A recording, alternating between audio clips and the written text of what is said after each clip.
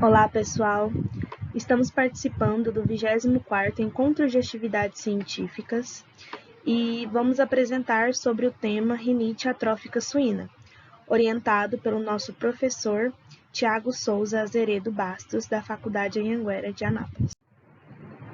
Agora vamos falar um pouquinho da fisiopatologia dessa enfermidade. A rinite atrófica suína é uma doença infecto-contagiosa que afeta o sistema respiratório superior dos suínos e é comumente manifestada em animais na faixa etária de 3 a 8 semanas de vida.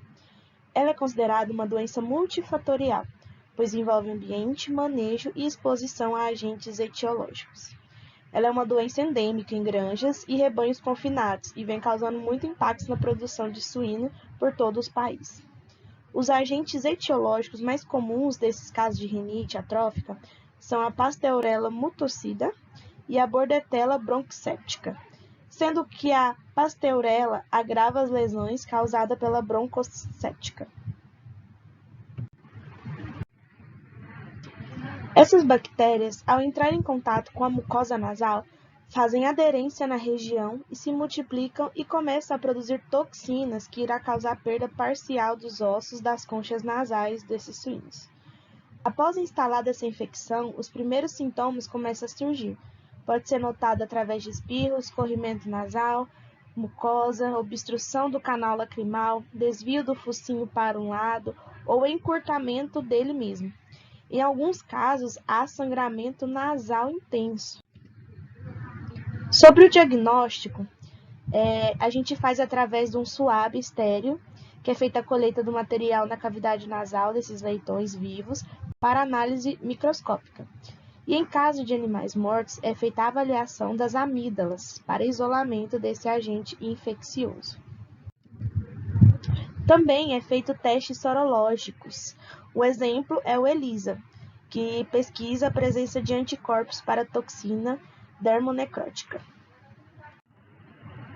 Segundo o site da Embrapa, sobre o tratamento, há 20 anos atrás eram feitas as vacinas bacterianas preparadas com a Bordetella bronquicéptica.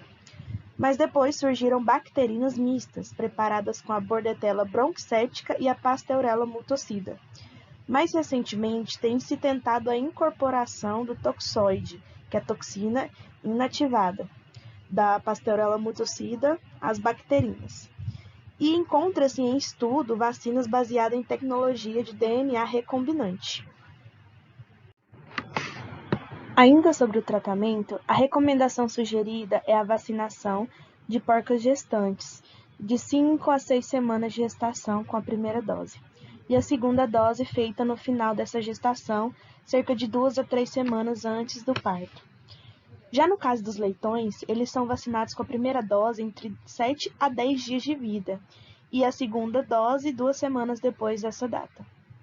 Quanto à parte dos medicamentos, eles são usados em surtos mais severos dessa doença, no caso das porcas na fase final da gestação, ou acompanhado com a injeção dos leitões lactantes com antibióticos de longa ação, o fornecimento de ração medicada, ou depois do desmame, separadamente ou em combinação.